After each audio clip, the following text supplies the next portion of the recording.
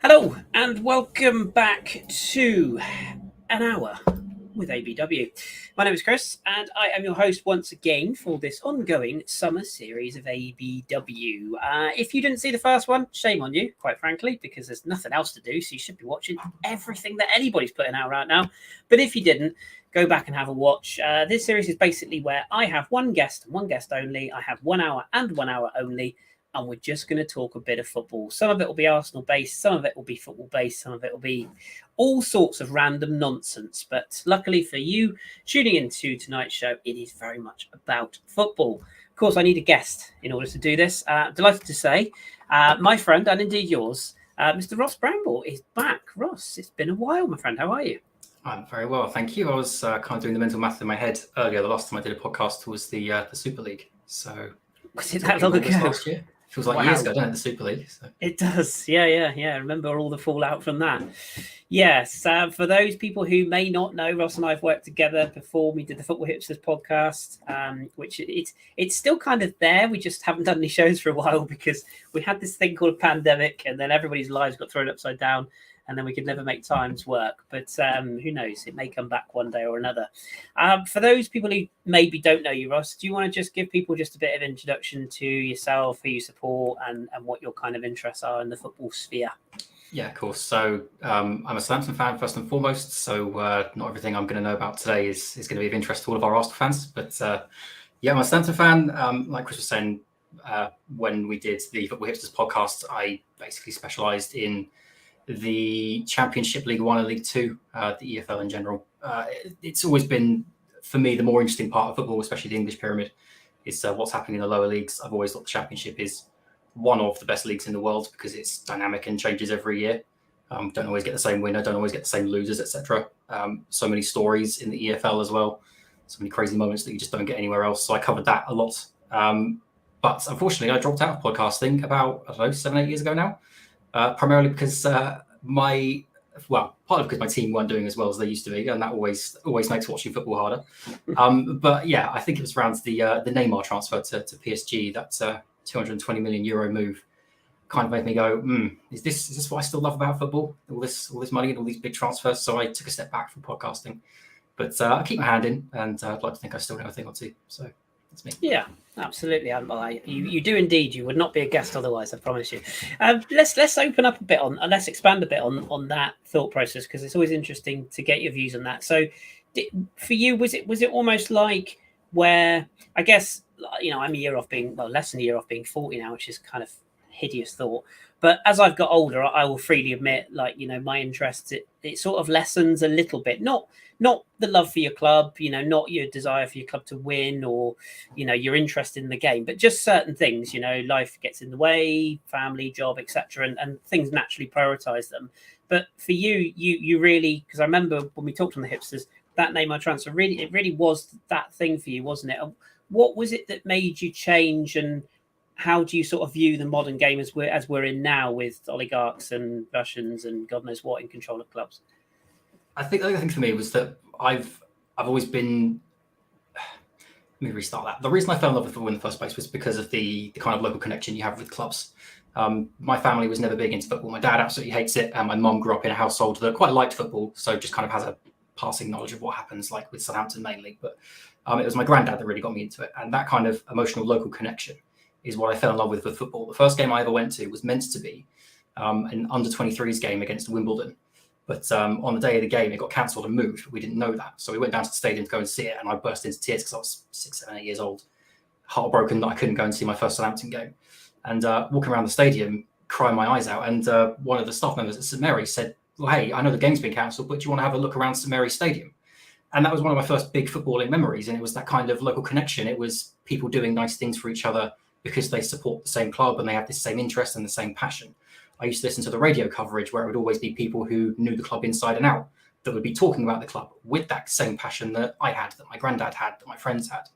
And then when I was starting to get into journalism in my uni degree, and then by association through stuff like the podcast we did and other writing associations I was involved with at the time, I started to kind of just get too deep in the weeds. And I lost that local connection. I wasn't following the local radio coverage of Southampton anymore. I wasn't going to games with my granddad because I'd be too busy writing about something or watching another game, or I had to be covering this other thing.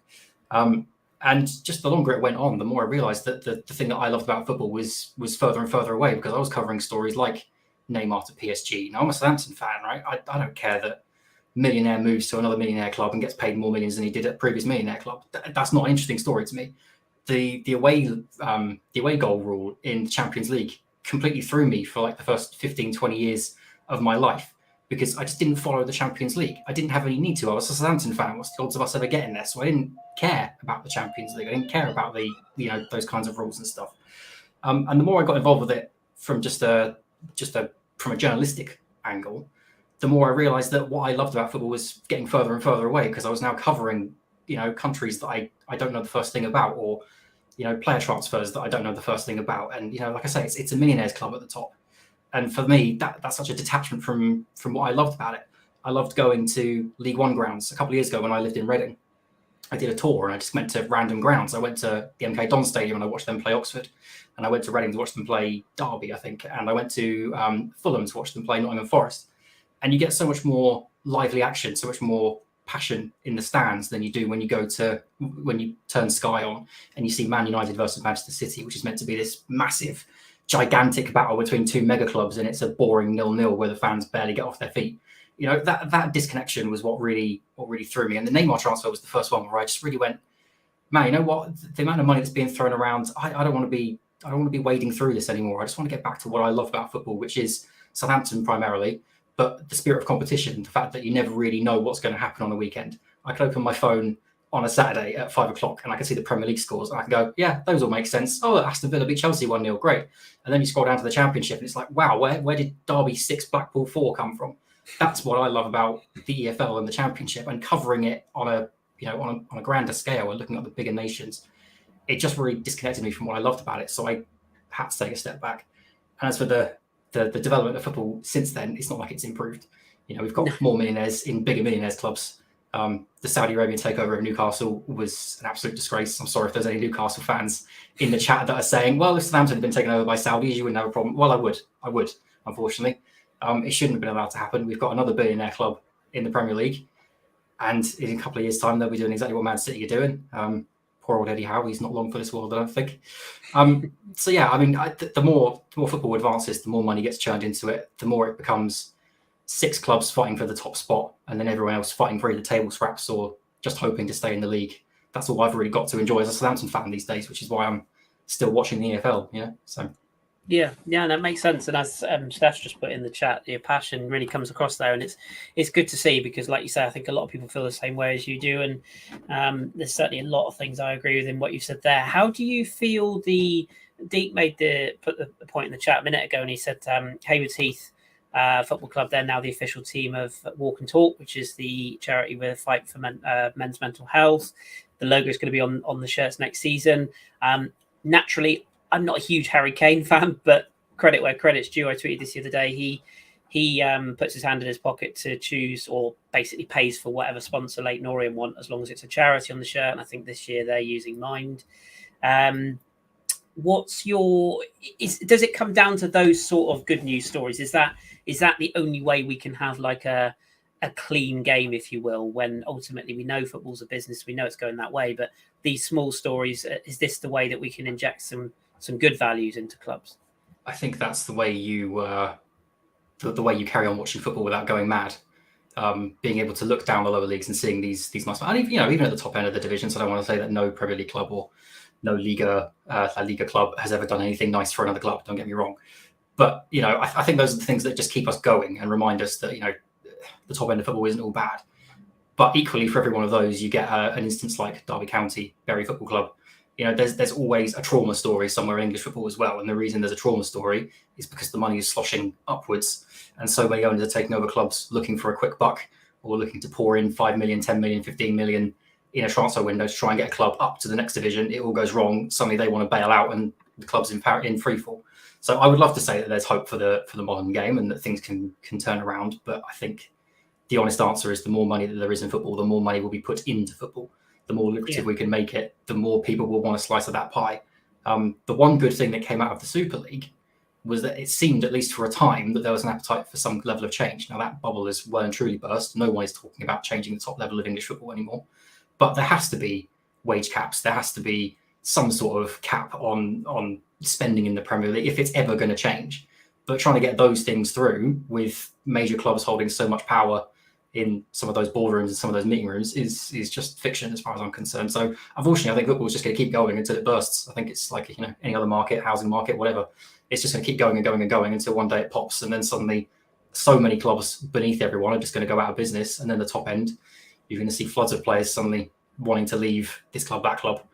And the money's just going to keep moving around. So, I'd love to say that there's a positive future for football, but the bigger the pie gets, the more people want a slice of it. So I think it will just keep pouring money in. Yeah, exactly. No, I do agree with you. Let's talk a little bit about your club then, and about Southampton and the direction that they're going in. What's your kind of thoughts on what might need to change over the course of the summer and indeed into next season? Because, like you said, your club's kind of in that pocket of clubs that maybe are just outside the sort of top 5 to 6 clubs. Certainly, in my opinion, well above the relegation end, or should be. Let's put it that way. And they're kind of right on that brink of maybe you could push for Europe. Where in mid-table can you get? What needs to change, and what's the general view of Saints fans at the moment, and where the club's headed? Well, so the big thing that happened last season is that we had a takeover. That takeover removed previous owner Gao Yisheng, who was a Chinese investor who bought us, I believe, in 2017, literally a month before the Chinese government turned around and said, we don't want anyone investing in anything outside of China. So if you have a foreign investment, sell up, come back to China. So Gao basically bought us with a view of doing X, Y, and Z with us. And then a month later was told, don't put any money in. So for the past 4 years, we've not been able to compete in the transfer market. We've had to sell to buy. It's meant that we've had to sell a player like Danny Ings, for example, for 30 million to then finance the 15 million acquisition of Adam Armstrong. And we have to bet that Adam Armstrong will hit the ground running and replace the goals that Danny Ings has just disappeared with. Now, that didn't happen last season. I think Danny Ings got somewhere around 20 goals for us the season prior. And then last season, Adam Armstrong got 2 or 3. These things have been happening for a while now because we've been operating on a shoestring. So we sell a player, we buy someone in brand new who needs 2 or 3 years to develop. But by that point, we're falling behind because Aston Villa suddenly comes along and they're able to spend 50 million on this player or 30 million on that player. Wolves are investing 30 million on a new midfielder. And then here we are milling around with a £7 million signing that's going to be really good in 3 years, but right now it's making a lot of silly mistakes like Ibrahima Diallo. So the big change that we've had in the last season is that we had a takeover, and now we're owned by a company called Sport Republic, who are spearheaded by a Serbian billionaire. I think he is called Dragan Solak. But he's also supported by Rasmus Ankersen, who you may remember from Brentford, who pioneered that kind of Moneyball style of bringing in a player for cheap, make them really good, sell them for a lot more, invest that money into brand new younger players. There's also a third name whose name escapes me, but those are the 2 major players that we need to know about for the purposes of this story. So with Sport Republic now in charge, it means that we've got a lot more. Well, I'd say a lot more. We've got more money to spend. What it used to be is that we'd have to sell Danny Ings in order to then go and pick up our £50 million player. Already this summer, we've spent, I think, somewhere around 25 million on 2 players. One was Gavin Bazunu, the Irish goalkeeper, who I'm a huge fan of. And the other was a centre-back who I'd never heard of until we were linked with him, called Bela Kotchap, who came from Bochum in Germany. They're both, I think, somewhere around 10 to 15 million pound signings. Now, those are deals that we couldn't have done last season because we would have had to have sold first. Whereas this season, we've just been able to get it done. So the big thing for us this season, at least, is the fact that we now have owners in charge that recognise that this squad needs an overhaul, that it needs money spent on it, and that for as good as Ralph Hasenhüttl has done with that thin budget since he walked in 2018, he needs more support. He needs more money. He needs a better squad of players. He needs a more diverse squad of players. Nearly all of our attacking midfielders played the exact same way. Redmond and Elneny, just 2 names to come off the top of my head. Gineppo as well. And Gineppo's not been a standout since we bought him. So the ownership have basically said this squad needs an overhaul. And they also said that our backroom team, needs an overhaul. We sacked 3 coaches because they were all goalkeeping coaches and they were basically acting as our assistant managers and first team coaches. They did very good jobs, but they are goalkeepers. they were not fully qualified in the realms of attacking football, defending football, etc. So Ralph has now got a new number 2 called Ruben Selles, who came in from Copenhagen, I believe.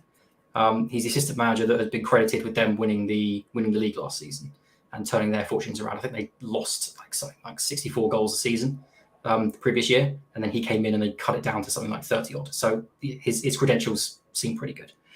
But under Sports Republic, we've now got a new backroom staff, which is still being added to. It sounds like we're closing in on Joe Shields, who's the Youth Academy scout and recruiter at Manchester City. It sounds like we're bringing him in to be our first team recruiter.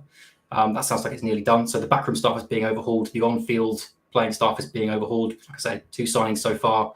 Rumours are that we're after 10 plus players going out, because players like Theo Walcott, like Nathan Redmond, like Jan Bednarak, these are players that are just not developing or have already reached a peak.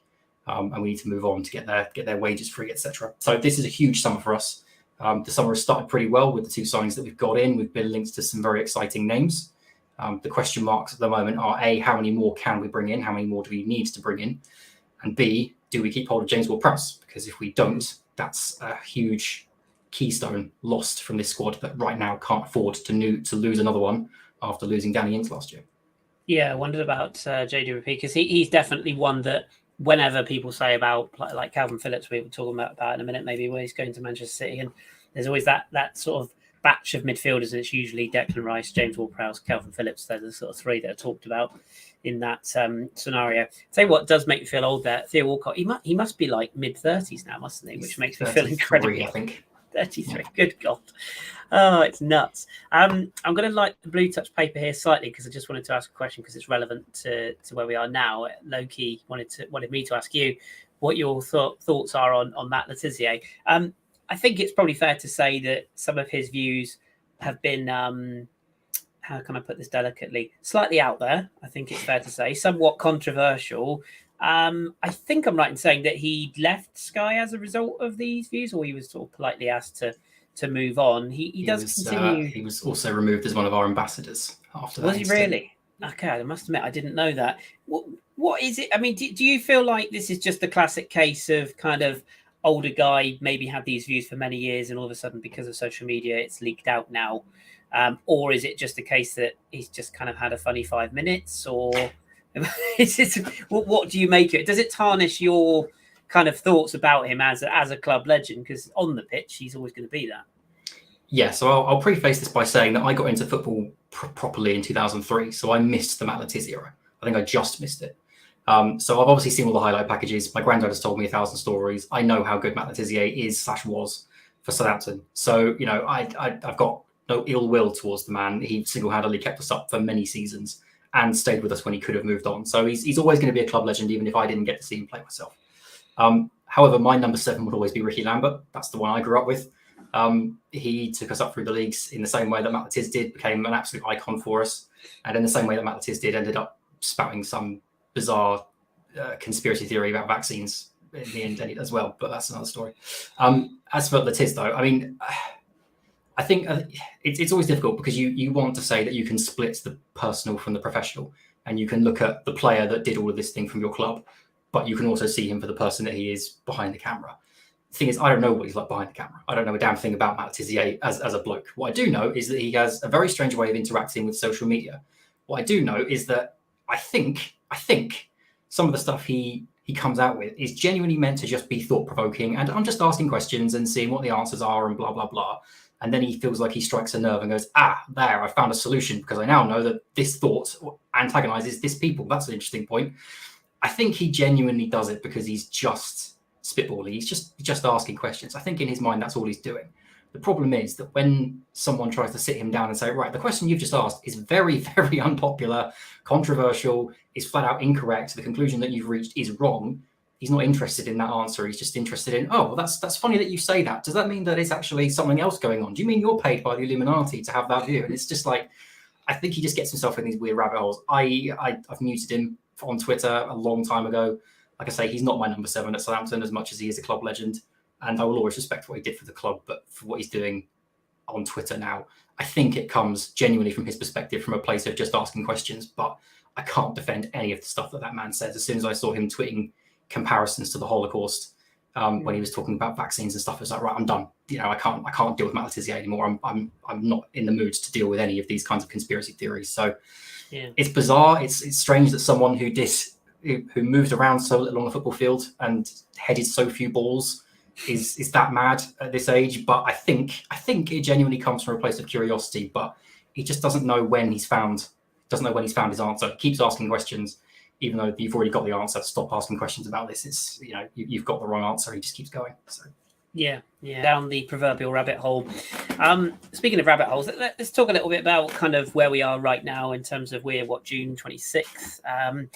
We're in the midst of one of those wonderful things called a transfer window, which is, I was reminiscing with a few of the ABW guys the other day about this, probably even slightly before your time, but the days of teletext. You'd run home from school, pay 302, and you'd see like what the headline was, and or people coming up on the streets, or newspapers, maybe even guys huddling around a TV in Dixon's to see what the latest sports headlines were.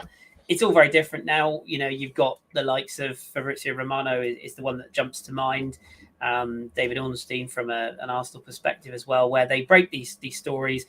It's all done really before the player has completed the paperwork. You don't get many stories like, I don't know if you remember the David Unsworth one years ago, where he went halfway down I think he signed for Aston Villa, and in the same day he kind of unsigned from them and signed back for Everton or via West Ham. It was one of those where he signed for like 3 different clubs in one day. It's very mental. But that's me, mate. It's a bizarre story. Look it up. But there's the modern day is everybody is salivating over a transfer story, and it does feel like it's quite a big summer for a lot of clubs. I kind of touched on it earlier on, but Manchester City, they've added Erling Haaland. We kind of knew that was coming. Calvin Phillips looks like the next one onto the sort of the group there, and Marc Cucurella looks like another one that they're gonna bring in. You've got Chelsea kind of quietly shipping off Romelu Lukaku after blowing their entire transfer budget on him being the next greatest thing to come back last summer. We've heard tonight that it appears the Gabriel Jesus deal to Arsenal is all but done, if not done, which is going to be another sort of marquee signing. And then Liverpool have arguably added quality while shipping one out. What's your kind of view on where the market is this summer in particular, and some of those major deals that we have seen? And maybe just touch on the clubs that have been not active. I look at one certain club in Manchester, for example. How do you sort of see the transfer business now? And is it important that clubs go out and get these deals done early, like so many of them have done this summer?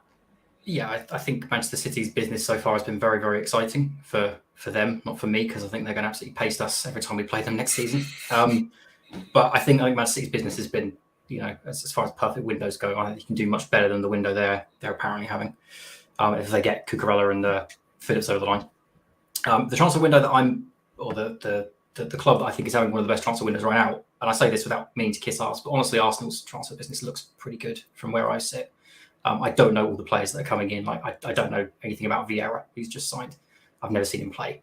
But it sounds very encouraging that Arsenal went into this summer transfer window with, I want this player, this player, this player.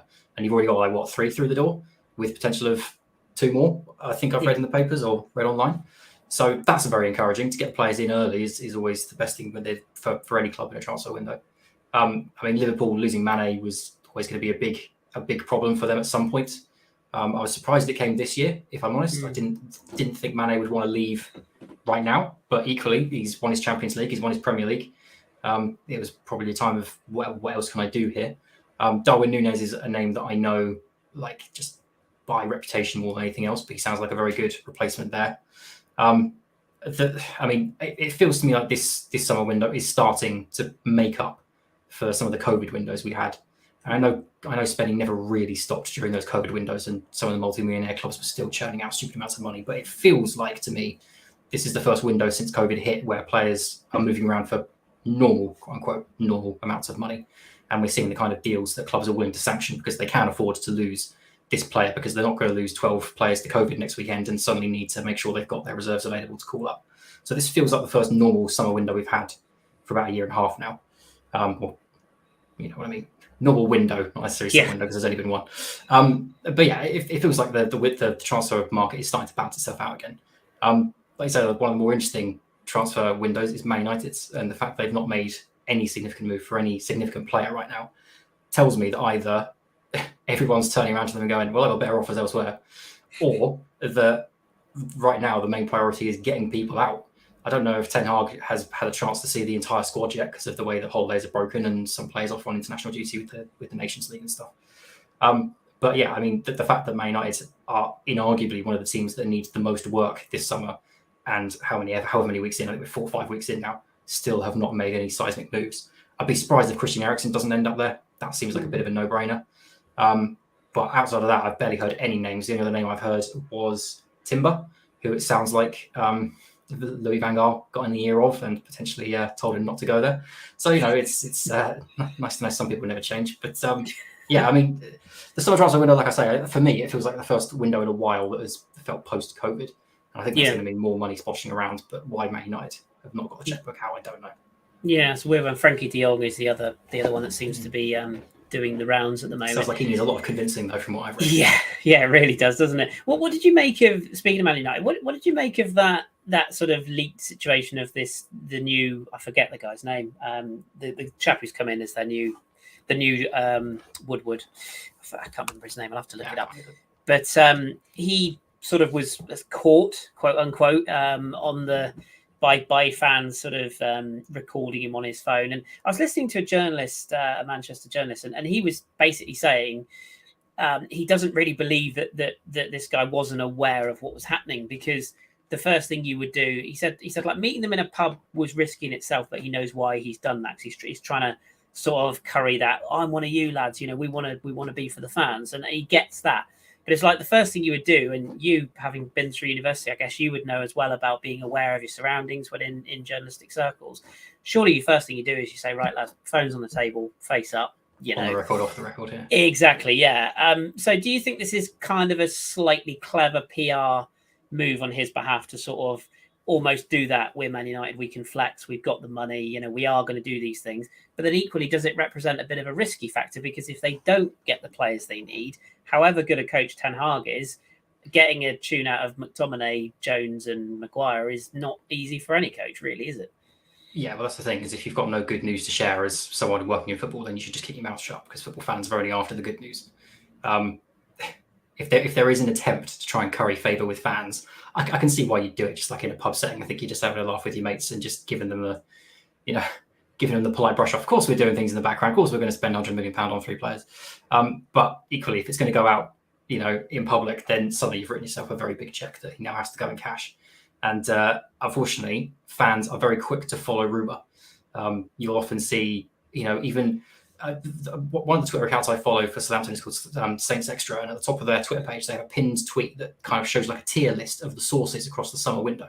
So in tier 1 is like Adam Blackmore, who's our local journo, and The Athletic, because the guy who covers The Athletic is very, very reliable. And then down the bottom, it's like TalkSport, the Daily Mail, etc. So even though they've got that tier system that everyone can click on, and they can go, okay, well, this story just came from Tutto Sport, and they can go to that thing and go, okay, that's tier 3, tier 4. It doesn't matter who spreads the rumor. As soon as it comes out, everyone just goes, oh my God, that's a terrible deal. That's a great deal. That's whatever. Football fans believe any old rumor that comes out over the summer market because they're desperate to just hear news about their club. They just want to hear some form of good news. So if you're going to go out in public and start saying stuff that's then going to be caught on camera, you're writing a big check. And I can only hope that Man United have got the money in the bank to cash it. But Yeah, I agree. It's Richard Arnold, the CEO. That was the chap I couldn't remember his name of. On the sort of similar theme, what's your sort of take on the modern day football journalistic approach? How do you feel about it? Like we live in an era, as we touched on earlier on, where everything is on social media. Somebody says or does something controversial or whatever it is, something leaks, it's all over the front page of Twitter or, Instagram, Facebook, whatever it may be. TikTok, I suppose. I'm a bit old for all that, but, the news does not stay quiet for long. It's straight out there. It's bang, it's crash, it's wallop. Any controversy, whether it be Hollywood celebrity or football transfer, it's out there. And there's also this kind of, ironically, us doing a podcast, there's also this ability now where everyone can be a podcaster or a media personality. Everyone has a smartphone these days. Everyone has the ability to create content, make content, whatever it may be. And there's almost like this thirst for everyone to be the next big journalist or the next big sort of star or influencer within whatever chosen field they go for. And football's no different. Everybody, you mentioned Fabio Vieira, everyone suddenly was an expert in Portuguese football, which always makes me chuckle because I'm 99% sure 90% of those people haven't even seen the guy, let alone, have formed an opinion on him. Does that sort of almost sour your experience when you were at university and actually learning like the craft of journalism, or the fact that people can just come in now and almost just pretend to have knowledge of that field? So there's a couple of answers to that question. The first thing I would say is that generally speaking, I find, and this might just be me and my bubble, but generally speaking, I find the standard of football journalism has actually risen a little bit in the last couple of years. And I think it's risen because of the introduction of The Athletic. And the reason I think The Athletic has risen the standard of football journalism is that The Athletic proved that there is a niche for people who just really love football and who really love tactics and stories, and they want to know what's going on behind the scenes in an honest way that challenges the way they think about things, that explains things to them in a non-dumbed down kind of way. That's not the correct phrase, but you know what I mean. I would actually say that the standard of football journalism has increased with the introduction of The Athletic. Now, The Athletic had the problem that every media platform had a couple of years ago, which was there was no news to report because of COVID. And at that point, The Athletic kind of became, right, we need any story we can get, and it dropped in its standard. But when football was actually free-flowing, you get a lot of stuff on the Athletic that is actually very, very well written, very well researched, and clearly written by people who A, understand football, B, understand tactics, and C, understand how to write. So personally, I would say the standard of football journalism has increased as a whole, because what it's also done is it's had that trickle-down effect where other newspapers have gone, okay, well, The Athletic proves that people do actually want honest-to-God tactical insight on things. I don't know the last time I heard, and again, this could just be me in my bubble because I don't have Sky, so I don't watch Sky Sports News that often. But I don't know the last time I saw the word Sky Sports News understands on Twitter. That phrase seemed to have completely fallen off the cultural zeitgeist about 2 or 3 years ago when it was everywhere, where Sky couldn't tweet anything without it starting with Sky Sports sources understand. And everyone started taking the piss out of it because it was like, well, Sky Sports sources understand absolutely nothing because half these stories never go anywhere. But I don't remember the last time I saw that consistently on Twitter. So I would say that the knock-on effect of The Athletic is that Sky then went, oh, actually, people just want what's happening. They're happy to wait as long as they get what's real. Now, that could be me in my bubble. I'm sure that if you're a fan of a top 4 club, you get to read a lot more weird rumours than I do at Southampton because we don't often feature in the paper because we're not sexy enough. Whereas Arsenal signed, Ronaldinho from a couple, or was it Blackburn that wants to do Ronaldinho when they got their takeover? Yeah. Those stories are very sexy. But Southampton interested in Bella Kotchap, that's not making the rumour page of any newspaper, right? So it might be that as a fan of a big club, you get to see some of the absolute drivel that gets published in stuff like the Daily Mail and wherever else.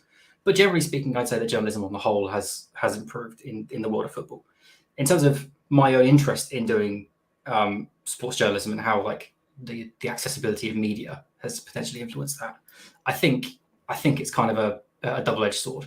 So on the one hand, you get any old idiot that just wants to jump on a phone and say, I saw Danny Ings at Westgate, he's coming back, and everyone suddenly gets on it and goes mad for it. On the other hand, you see some genuinely very well-intentioned people who want to start podcasts or platforms or YouTube channels or whatever, because they do passionately follow their area. They do want to become an expert in their field. When we signed Gavin Bazunu, I wanted to get a Manchester City angle on the move. So I went to YouTube and I found a YouTube channel that I can't think of the name of off the top of my head now, but just a Man City fan who's just sitting at home doing his own little YouTube video series, just talking about Gavin Bazunu. And he knew what he was talking about very clearly. He knew what he was talking about. He was talking about distributions. He was talking about percentages of saves, of parries, of this kind of stuff. He's clearly done his research on Gavin Bazunu and how he compares to Edison. So there's very good content creators out there, but you're always going to get chances. You're always going to get someone that just wants to jump on and publish a 10-second video just to drop a hand grenade into the middle of the Twitter sphere and then see what happens. So it's a double-edged sword. You will see more talent rise to the top because anyone can just jump in and just start talking. It's the same with podcasting. Would any of the people that have ever been on AEW, would you guys have ever had the chance to go out there and talk about football in a way that you have on this platform? Would avenues to journalism have been open for you? Maybe not. But through it, you've been able to prove that you do know your stuff. You are passionate about your club and your subject area, and people come and listen to you. So it's a double-edged sword. You will get talent rise to the top, but you'll also get chances, and that's just part of life in any field. But certainly in journalism, everyone wants to be able to say they were the one that broke a story. That's why I got into journalism in the first place, because I wanted to have at least one story that I could be on my deathbed saying, yeah, I was the one that broke that. So there's always going to be chances and people that are going to just to want to mess around. But I honestly, I think it's a double-edged sword. You'll get some very talented people and some people that just aren't worth watching. But worth a start, yeah. I think through the ABW platform, I mean, I can think of two probably that have gone on to do really good things. One is our very own Simon Collins, who, he was already a journalist really before he came onto our platform. But I think even he would say that he crafted his communication skills a bit with podcasting with us, and then his natural ability in journalism took him to where he is now. I think it's the standard he's with now, but he is a bona fide journalist. And the other one is Tom Canton, who did, who was with us for a long period of time, and then eventually sort of had those opportunities through places like TalkSport and whatnot to grow his own brand, and has now got his own successful channel and produces content on a far more regular basis than us. I can't deny that. He works hard, that lad. But one other thing I can add to this conversation, I was reading an article the other day about how Gen Z are not interested as much in creating their own sort of Twitter personality as much as millennials were. You might see a slowly decrease in the amount of people that are on Twitter actually trying to create their own Twitter brand. You'll always find people that, exception to the rule, but you might find in the next couple of years that trend starts to dissipate, and you'll start to see people instead reach out to more platforms like this to try and get in with you guys rather than set up on their own and, make their own channel, make their own whatever. I don't know if that's going to come to fruition, but if Gen Z are now heading in that direction, you might find that some of these influencers start to disappear. Yeah, we've had, I think over the years when we've done this, we've had a few channels reach out to us and say, like if somebody signed an Arsenal player, somebody's messaged Danny and said, oh, can we nab one of your guys to talk about player X or player Y? And for a while, we dabbled in getting sort of rival fans on to preview games. And it all just comes down to time. It's just hard to, unless you do it full time and you make a living out of it, it's hard to commit to doing as many shows. But you mentioned like Sky, they definitely need to become more relevant. They seem to be having a lot more podcast people on, don't they? That sort of link feeds and Danny's just put on the screen now. We had BBC and TalkSport last season. Danny forgot to reply. It's just the most Danny thing ever, really. Just we could have like Bill Gates say, yeah, I'd like to fund you up a brand new station, and Danny be like, oh yeah, I'll deal with that, and then he just go to bed and forget about it. But so basically, we're pretty much we're elite and we're famous. It's just that Danny forgot. That's all. But no, we've always believed in doing this for fun. Let's talk about a bit about EFL then. So you're, would it be fair to say so I'm an Arsenal fan, but I love French football. So I guess from your standpoint, it would be like you're a Southampton fan, but your biggest love alongside that is EFL. What's your kind of thoughts on the upcoming season and how it's transitioning? Because like you said, I try and get across as many different leagues as I can throughout a season. And I really enjoyed, particularly towards the end of last season, I enjoyed a lot of the championship games that I just, I sat there and thought, oh, there's nothing really on. I'll take in this game. And it got to the stage towards the end of the season where I was actively choosing championship sort of games over Premier League games or, Serie A, whatever it might be. What is it that you're most looking forward to in the coming season? And are there any clubs that we should be actively sort of thinking that's the next big club to come forward? Or in maybe Derby's case, the next big club to fall? Yeah, I mean, for me, it's always the Championship. The Championship's my favourite division in the world. Whenever there's a new season rolling around, I always look forward to just what will happen in the Championship. I said this every single year that we did Football Hipsters, that there's always one in the Championship. And that was never more true than it was last season with Nottingham Forest, who came out of absolutely nowhere, were looking odds on for relegation at the start of last season. And then Mark Cooper's the other one that's been fiddling around in League Two.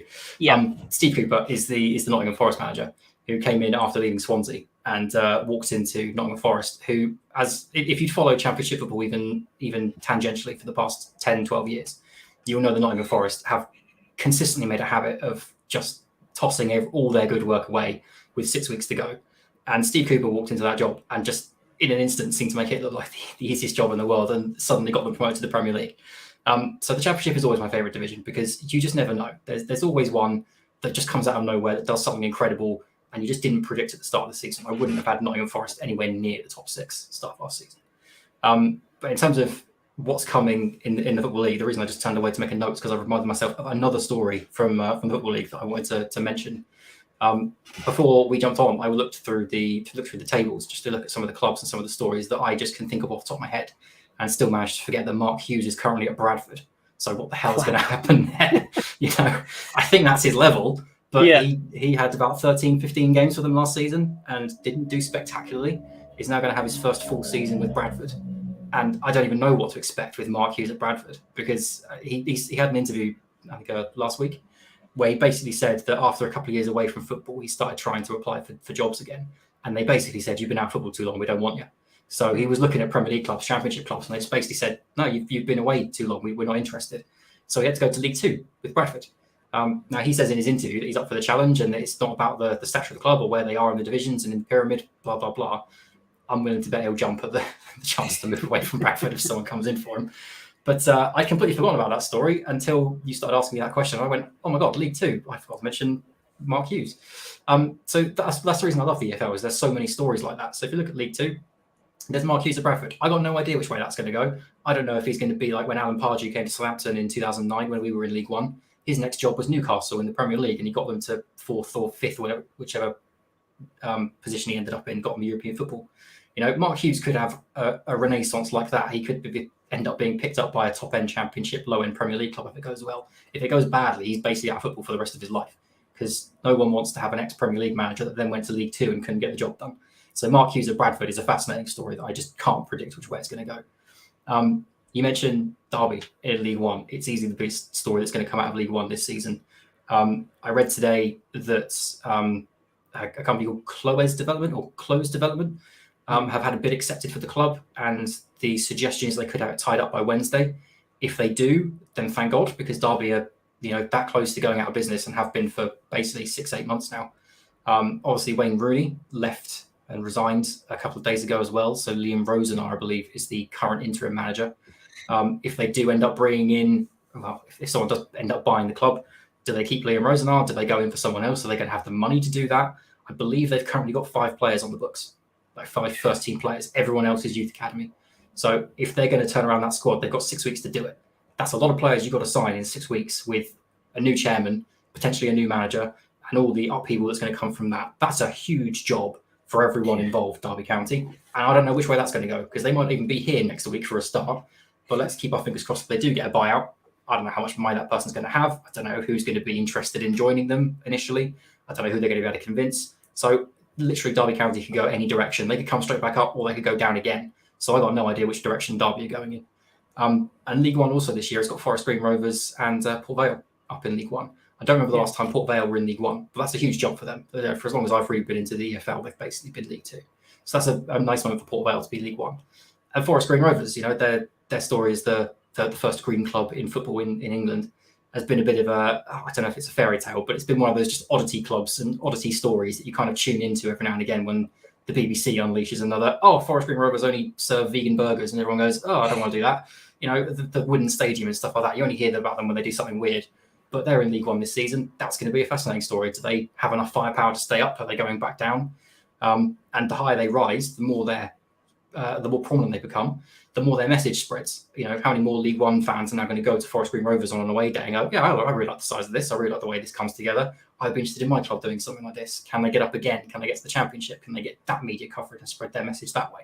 So I think Forest Green Rovers is a very interesting story from League One. And the Championship, there's probably more stories that I'm forgetting here, but I've got 5, I think. So you got Company at Burnley, his first major job in England since Anderlecht he managed previously. Yep. And Burnley are in an absolute state because of the way that I can't think of the name of the guy that owns them now. I want to say Alan Price, but I could be miles off. Either way, the guy that bought Burnley basically leveraged a loan against the club. I think it was like a £60 million loan that the club would only have to pay back half of it, or a small amount of it, something like £20 million, if they got relegated. So Burnley still have to pay that loan back to their new owner while making sure their club is in a position to fight for promotion again, because that parachute payment is not going to last them too long. They've already lost a huge number of their first team. Nick Pope left this week to Newcastle. I'm sure there'll be some more departures. Ben Mee and James Tarkowski have obviously gone as well.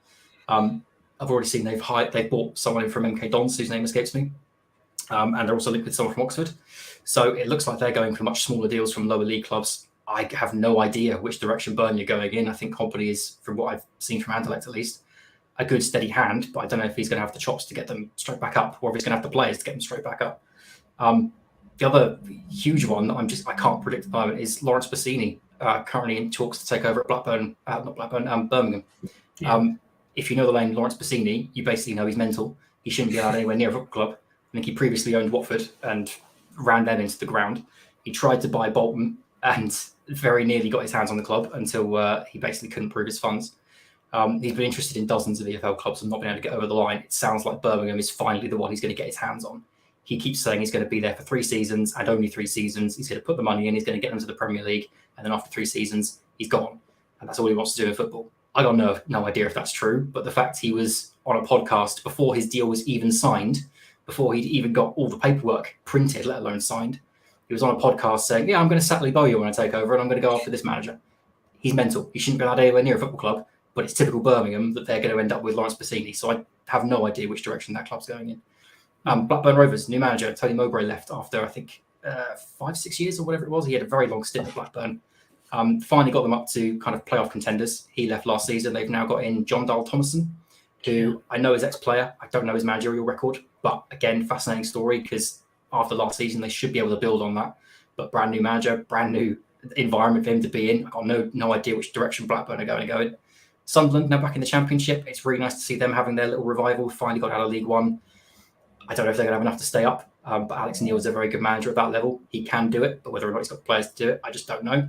And the other one is old cabbage head, Steve Bruce at West Brom. Again, I have no idea which direction that's going in because Steve Bruce is not a good manager anymore. He was 5, 10, 15 years ago, but he's not now. When he walked in at West Brom, they were in the playoff positions. They ended up like 10th. Yeah, I'm surprised he absolutely crashed it. Crashed it. So I don't know which direction they're going in. I know they brought in Jed Wallace from Millwall, who is a very good player at that level. But I genuinely no idea which way Steve Bruce's season's going to go. Because again, I think that's probably his last job in football if that goes badly. He's already said that he was thinking about retiring before he took the West Brom job. If that goes badly, I don't see another club picking him up. So, I mean, if you asked me originally why I love the EFL, it's stuff like this. There's so many stories, so many things that I just can't predict. And then I look at the Premier League and I go, yeah, well, I know where everyone's going to roughly finish. That's why I like the EFL. Even I glanced twice at the John-Jules Thomason one because I do remember him as a player. I do remember thinking, cool, that's a bit of a gamble in terms of managerial appointments. Sometimes they work out and sometimes they don't. But Danny's put in the chat there, Watford have let 27 players go, which is kind of nuts. I see the story of the Ben Foster fallout this week. That captured my interest because obviously he's got his YouTube channel now and there's been a lot said about that. Despite them utilising it and probably making money from it, they apparently then didn't like it and that's all ended a bit sour. So be interesting to see what happens with his next step. And Mr. Boblex did ask if you had a favourite team outside of Saints, I guess, in the EFL. Is there a specific team you kind of do like, or is it just about which one is the story at the time? Yeah, I mean, the nice thing about the EFL is it chops and changes so much, right? One of the reasons I love the Championship so much is, like I said at the top of this podcast, that you don't get the same winner every year. If a team like Fulham comes along and they absolutely piss it like they did last season, they go up. You don't have to worry about them next year. Whereas in the Premier League, I know Man City and Liverpool are going to absolutely trounce it, and I'm stuck with that again and again and again and again. So generally speaking, I don't form too many connections with the clubs in the EFL. I always had a bit of a soft spot for Nottingham Forest, and I'm glad they've come up. I really hope they do well this season. I think they're going straight back down, but I hope they give a good account of themselves because they're a very, very good outfit. But I mean, there's always clubs that I've got soft spots for from just growing up. Bolton is one I always keep an eye on because I want Bolton to come back. I want Blackburn to come back. So yeah, there's always clubs that catch my eye. If I had a second team, it would probably be Lille in France. Interesting. About 2015, 16, when we were doing Football Hipsters, I started trying to get into Liga football, and to do that, I kind of just started following one team. And I'm like, right, they're my team. I'm going to watch them every week, and we're going to see how they go. And I believe that season was the season where Lille were running into debt and had to sell off basically all their players, and everyone that I knew from the time, like Depreville, ended up having to be sold on, and so Lille were always one that I just had in the back of my head. They were I think one of the big first foreign teams I really heard about when I was getting into football. I'd obviously heard about Juventus, Barcelona, etc. But the season they won the league in 2010, I believe it was 2008 to 2010. When they won the league, that was such a big story. It managed to break through my bubble at the time, which was just Southampton. And I just always had an affiliation with them since then. So I don't. It's not like I watch Lille inside and out, but they're always a club that I've got an eye on. I follow them on Twitter. I keep an eye on their results. even if I don't watch them religiously. But I can't claim any glory for the recent title win because I didn't follow them at the time. But yeah, back Lille, and won it again. Yeah, Lille are always a club that I've got a bit of a soft spot for. And have a lot to do this summer as well. Another club that is going to go through a huge shake-up. Looks like Sven Botman in particular is off to Newcastle, so they're going to have to do a bit of rebuilding there as well. Before we take questions just for the last 5 minutes or so, I do have to get your opinion on the upcoming World Cup and all that goes with it. My first guest, I talked to Carl about this the other day, and I think we covered a lot of how we sort of didn't like the human rights element and I think that almost goes without saying. But how do you feel like the big picture here? Because obviously you follow England, and there's just so many weird things about this season upcoming. The fact we're going to have this break, even the fact that European leagues are actually going to have fixtures on Boxing Day, which never usually happens. You're like France, Spain, Italy, they shut down over Christmas. That's all changing. Surely you're going to see squads or teams with bigger squads this season. Maybe even transfers. They might be looking at certain players, they're not in international yet, so we'll sign them, so we're not going to lose them before the World Cup. What's your sort of view in general of this World Cup upcoming and how it's going to affect football this season and maybe beyond? Yeah, my general view on the Qatari World Cup is that it should never have been granted to Qatar. It should have been stripped from Qatar when Sepp Blatter was removed from FIFA. We should have found a new host. We should not be going anywhere near Qatar. And it's the one World Cup that no one wants to win because no one wants to be the one holding the trophy in the middle of their big stadium in Qatar. Sod's law will be England that wins it, and our second World Cup will be forever tainted as the one that was held in Qatar. As far as I'm concerned, this World Cup is a black mark on FIFA and football in general. But money talks, and it's too late to walk that back as much as it should have been. So we now have to look at the actual practicalities of it. I think that for English players in particular, it's going to be a stark contrast because obviously that time of year for us, it's freezing. In Qatar, it's going to be absolutely boiling. They're going to have a very hard time adjusting to that, I think. From a more practical standpoint, from the way the season pans out, I think the fixture crunch is horrific just looking at it on paper, let alone when you factor in European competitions, cup competitions. We've still got the League Cup. I think there's 3 rounds of the League Cup before, maybe even 4 or 5, before we reach the World Cup break. Then you factor in, the European clubs are going to be going off to their, various places around Europe. Everyone's going to be begging for a local European one. Every English club's going to want Spain, France, Portugal. No one's going to want to be going off to, Israel, Sweden, etc. But I think you're going to see a lot of muscle injuries this season. I think that's going to be the big thing, is the amount of players that go down with muscle injuries. You're going to be seeing cramps in November, and you're going to be wondering, well, how do these professional footballers get so many cramps? And it's like fixture congestion. We wrote ourselves into a corner here with our Qatari World Cup, and now we're going to have to deal with the consequences. My fingers are firmly crossed that this is the one and only time that we ever get this kind of World Cup. And enough people will go, that was terrible, that was awful, that interrupted the season, that killed players, that wasn't a good World Cup. Let's never do this again. I'm hoping that that's the legacy of this World Cup, is that we're going to learn the lessons from it. It's never going to go to a country like this again, and we're going to make sure they stay in the summer. The problem with that, obviously, is, like I say, money talks. So there will always be another country that wants it, and I dare say Saudi Arabia, as part of their Saudi 2030 or 2040 or 2050, whatever their project is called, I dare say they're going to want it at some point. So, it's just what we have to live with. But I hope lessons are learned, even though I'm fairly pessimistic that they won't be. Yeah, same. And you and I both, as closet wrestling fans, we know all about Saudis and their interest in genuinely large one events. of the reasons I've stopped watching WWE these days. It's the Saudi shows. Can't put my money towards them. I don't blame you. We've got a question actually, which is probably a good one to transition in before we finish, which is from Sky Spray. I'm going to go with Sky Spray. He says, "Do you think that Newcastle are going to break into the top 4 with their silly money?" And I would just extend this question to say, full stop, because I think some people think that they might even do it next season, which I think maybe is a bit of a push, depending on who they still might sign.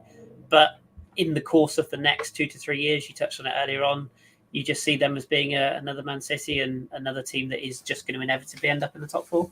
I don't see how anyone that buys a club for that much money, who has that much money available, isn't willing to spend it on getting their club to the top end of the Premier League. Everything I heard from that Newcastle takeover sounds like it's another Manchester City.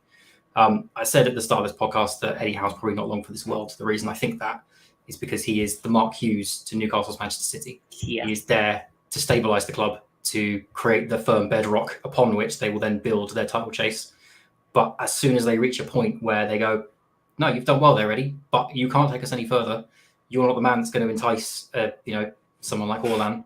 You're not going to be able to entice him away from a Manchester City, or if the choice is Barcelona, Man United, Newcastle, we need a big name here to persuade those players to come here, because the money alone might not be enough, because they'll get that money elsewhere. I think that he will get this season. I can't remember when his contract runs out. I can't remember if it's the end of this season or the end of next, but I know it's not. I think it's 2. I think. I know it's not a long contract, but I had in my head it was 18 months, but I could be wrong. It could be 2 more seasons he's got. Yeah. I think he'll probably see out his contract and get Newcastle on that solid bedrock. I think they'll probably finish top 10 this season, and they may be able to grab someone's ankle if Chelsea have a bad season, or if Man United have a bad season, betting in with Ten Hag. But I don't think they're getting top 4 this year. But beyond that, I just don't see any way that Newcastle are not going to be spending their way into the top 4 at some point. But I think they're probably going to end up picking up Mourinho when he leaves Roma, or Diego Simeone whenever he leaves Atletico Madrid, or they'll find a bigger name manager at some point, and they'll go, no, he's our new shiny toy. He can get us where we need to. Eddie Howe is a great manager, and Eddie Howe deserves a lot better than what he's going to get at Newcastle. I think I'd love to be proven wrong, because I think he's very talented and could do it himself, but I just don't see a world in which any owner that's going to be willing to spend £100 million on a new striker is going to want Eddie Howe across the negotiating table, when that same player is going to go to Barcelona and see Iniesta there. I just don't see that happening. Yeah, I think the comparison Man City and the Hughes regime is exactly right. Mancini come in, and even what's the mega chap called? Pellegrini. Yeah, he wasn't really sort of a huge name, was he? And even he got moved on when the bigger name became available. And yeah, I think you're absolutely right. They will probably go for a name at some point eventually. I just checked, actually, there's a story in late May of this year which said that Newcastle's supposed to be opening talks with Eddie Howe over $4 million a year contract. Do you think he knew going in, like from his point of view? Because he's been very clever to not say too much about the money, the Saudi regime, etc. Do you feel like he sort of looked at this and just thought, you know what, I probably will only be there for 2 years, maybe 3, but it's a good opportunity to rebuild my name or put myself back in the spotlight. If I do a good job, even if I'm sacked, if it's not for underperformance, his reputation will stay intact, won't it? And by then, maybe who knows where the England managership might be. And do you feel like it's sort of a calculated gamble by him to take that job in the first place? I think it is probably a calculated risk for anyone that takes that job, given the ownership structure. But it's a case of, will I get this opportunity elsewhere? And I think, if you ask Eddie Howe, would he get the opportunity to manage a multi-billion pound club? The answer is probably no. He's not going to get picked up by Chelsea unless he does an amazing job at a mid-level club. I think it's going to be a calculated risk for whoever comes in, either immediately when they first made the takeover, or further down the line when Eddie Howe goes. I think even Jose Mourinho will have to have a think about it, because he'll see it as a very good project and look at all this money I've got, and I can go and do this, that, and the other with it, and I can really put my stamp on this team, and I can make history with this club. But that cloud is always going to be over whichever manager is there. I think Eddie Howe is just squeaky enough to be able to walk away from it, and for most people to kind of forgive him.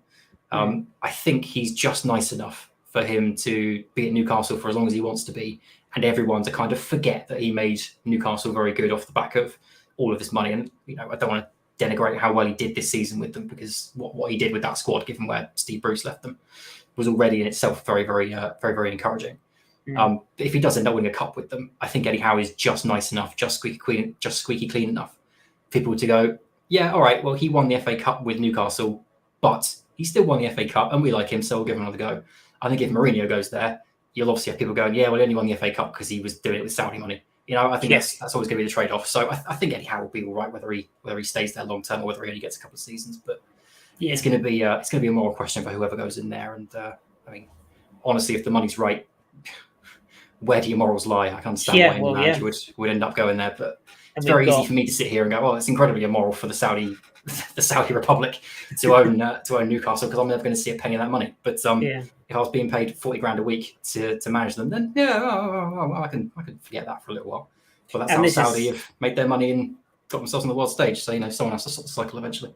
Yeah, exactly. And this is Newcastle. I mean, who knows which club's going to be next? Because you can bet your dollar that bottom dollar that somebody will be looking at another club at this point and thinking, right, who can we, whether it be an Everton or a Leeds or a whoever, somebody is going to be marketable to come in with money as well. So it's kind of scary times. Perfect. Well, we have reached our hour point, almost to the second. So that seems like a perfect place to pause our time.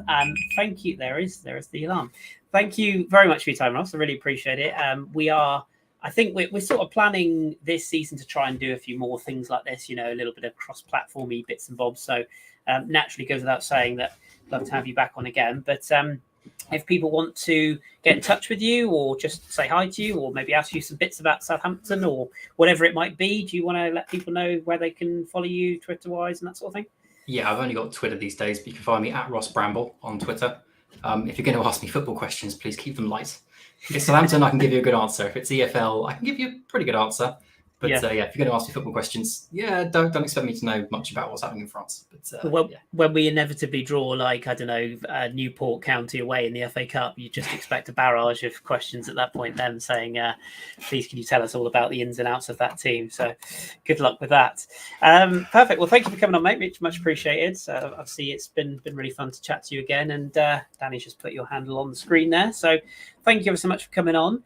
And of course, to all of you listeners or indeed viewers, we've had a few people in the live stream today. Thank you for tuning in. You can find us on YouTube, of course. If you do all that thing that Danny says, clicking the bell and subscribing and all that stuff, it helps with algorithms and things I don't understand. But yeah, do give us a follow. We are also on Twitch, which not everybody will know, but we are indeed. So you can find us on that platform as well. And of course, keep an eye on our Twitter for future releases, because we will be doing some more of these when I can get some more guests lined up. And I have been reaching out to ABW members past and present, and indeed people who had nothing to do with ABW. So keep an eye, and we will be on the move with more guests. So keep an eye on that. Ross, thank you very much again. Much appreciated. Thank you for having me on. You are very welcome. I have been Chris. I've been your host. Thank you very much for tuning in. We have been a Bergkamp Wonderland, an Arsenal podcast with a twist, ABW an hour with. So thank you very much for tuning in. We'll be back with more soon. Keep it Arsenal, keep it ABW, and take care of yourselves. Good night.